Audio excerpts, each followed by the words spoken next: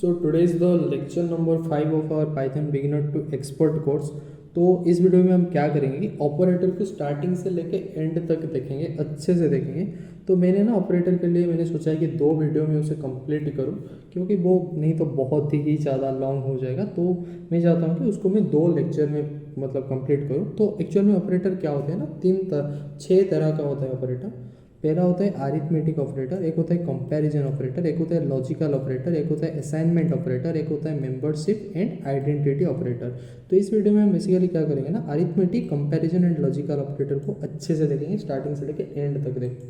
तो आप मेरे वीडियो में बने रहिए। चलिए स्टार्ट करते हैं। तो अरिथमेटिक ऑपरेटर में क्या होता है ना, बहुत सारे ऑपरेशन हम कर पाएंगे, जैसे कि एडिशन हो गया, subtraction, multiplication, division, floor division, motive, powers, how to calculate roots, ये सब देखेंगे, अच्छे से देखेंगे। चलिए स्टार्ट करते हैं। तो एडिशन में बेसिकली क्या होता है ना, अगर मैं 2 वैल्यू के अंदर प्लस का सिंबल दूँ तो वो क्या करेगा ना, दोनों चीज़ों को ऐड कर देगा। यहाँ पे that plus is that arithmetic operator, subtraction में दैट माइनस इज दैट मतलब अरिथमेटिक ऑपरेटर। अगर मैं इससे भी रन करूँ तो आप देख सकते हो उसने क्या किया ना, 3 से 2 को माइनस करते हैं। वैसे मल्टीप्लिकेशन में क्या किया जाता है ना, 3 उसके बाद एक आस्टिक सिंबल दे दिया जाता है, फिर हमें 2 अगर लिख के मैं रन करूँ तो वो 6 देगा।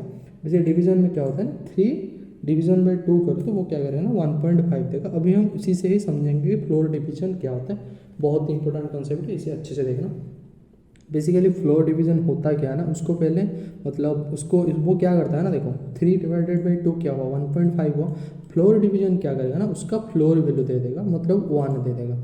फिर अगर मैं यहाँ पे क्या करूँ ना, अगर इसको मैं 6 कर दूँ, 6 डिवाइडेड बाई 4 कर दूँ तो ये क्या दे रहा है ना, वही 1.5 दे रहा है। Let it be 66। ओके, क्या हो रहा है ना, 16.5 आ रहा है। तो इसका जो मैं फ्लोर डिवीजन निकालूँ तो वो 16 ही आएगा। तो मैं 3 डिवाइडेड बाई 2 करूँ तो 1 आएगा, मतलब वो उसका फ्लोर वैल्यू ही देगा। फिर क्या होता है ना, फिर होगा कि रिमाइंडर आफ्टर डिवीजन, मतलब डिवीजन के बाद जो रिमाइंडर बच जाता है उसी को ही मॉड्यूलो कहा जाता है।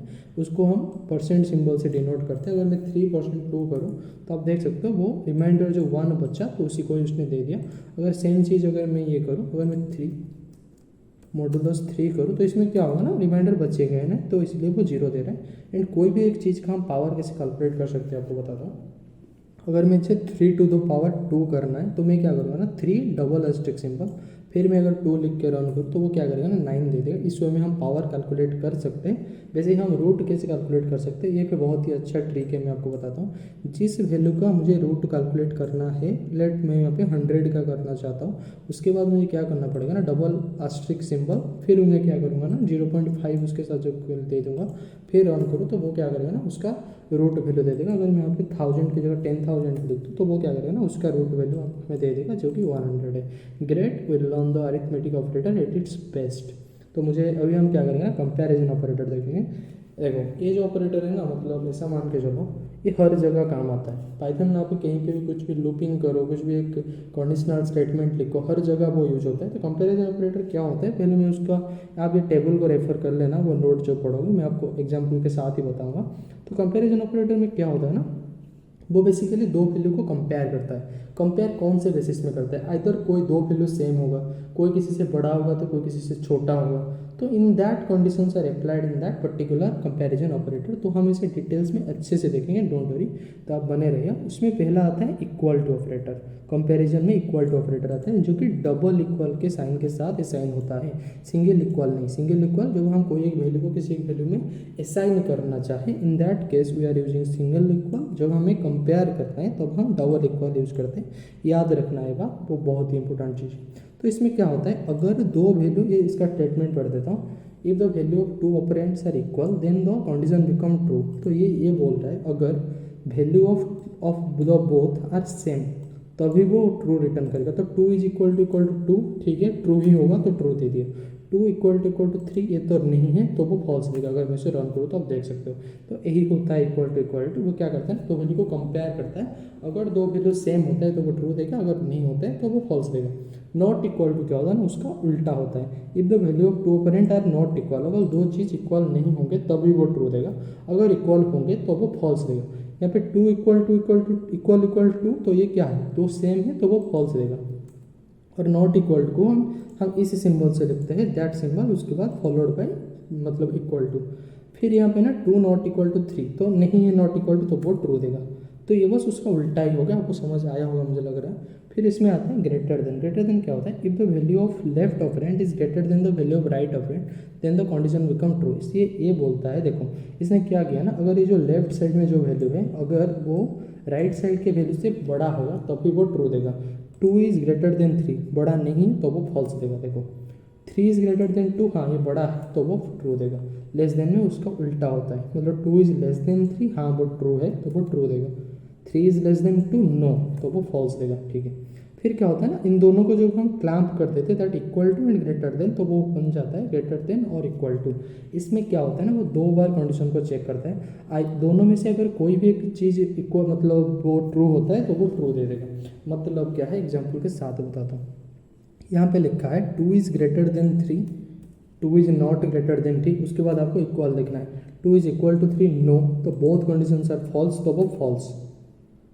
यहाँ पे देखो 3 में अगर मैं दे देता हूँ greater than, 3 is greater then 2, हाँ ठीक है, 3 इज इक्वल टू 2, नो, तो इनमें से एक ट्रू हुआ तो ट्रू, तो देखो वो ट्रू देगा। 2 इज ग्रेटर देन और equal to 2, 2 is greater than to 2, no, 2 is equal to 2, yes, तो ये भी ट्रू ही देगा। समझ गए, लेस देन में उसका उल्टा होता है।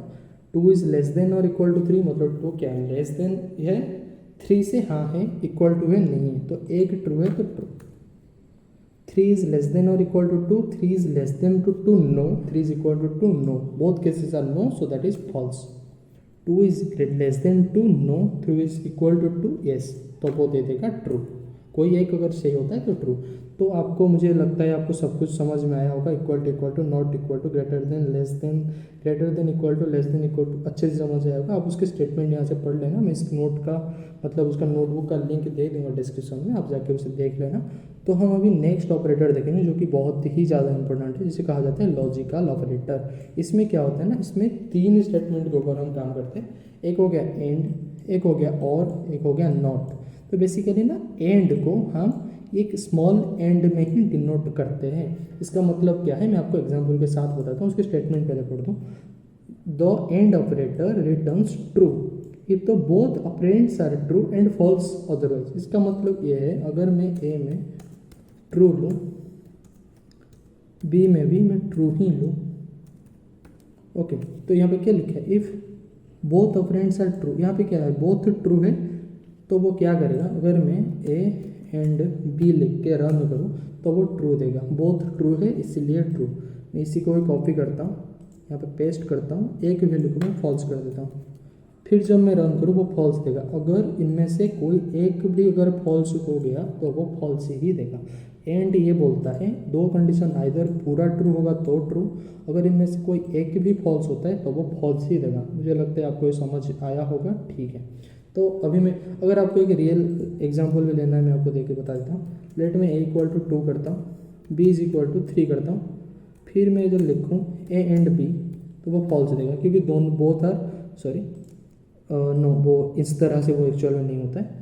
मैंने वो नो, इस तरह से वो नहीं होता है, ठीक है। इसमें इसलिए हमें बुल वैल्यू ही देना पड़ता है, जो कि बुलियन में होता है, ठीक है। अभी हम देखेंगे कि और क्या होता है एक्चुअल में। द और operator returns true if at least one of the operand is true, false if both are false. क्या होता है एग्जाम्पल के साथ बता दो, ठीक है। मैंने क्या कर रहा हूँ, मैं उसे पेस्ट कर रहा हूँ, ठीक है। देखो मैंने ए में भी ट्रू में लिया, बी में भी ट्रू लिया। अगर मैं लिखता हूँ ए और बी, देखो इनमें से अगर कोई भी एक ट्रू होगा तो वो ट्रू देगा। तो यहाँ पे तो 2 ट्रू है, इसमें एटलीस्ट 1 ट्रू होगा तो वो ट्रू देगा। इसमें तो 2 ही की 2 ट्रू है, तो ऑब्वियसली वो ट्रू ही देगा, ठीक है। मैं इसको कॉपी करता हूँ, यहाँ पे पेस्ट करता हूँ। एक वैल्यू को क्या मैं करता हूँ ना, फॉल्स कर देता हूँ, फिर रन करता हूँ। देखो इसमें एटलीस्ट 1 ट्रू है तो इसलिए उसने ट्रू दे दिया। फिर मैं क्या करता हूँ ना, उसी को भी पेस्ट करता हूँ। फिर मैं क्या करता हूँ ना, बोथ को फॉल्स कर देता हूँ। इसे भी फॉल्स कर दिया, इसे भी फॉल्स कर दिया। अभी मैं रन करूँ तो आप यहाँ पे देख सकते हो, जब 2 वैल्यू फॉल्स होगा तब वो फॉल्स ही देगा।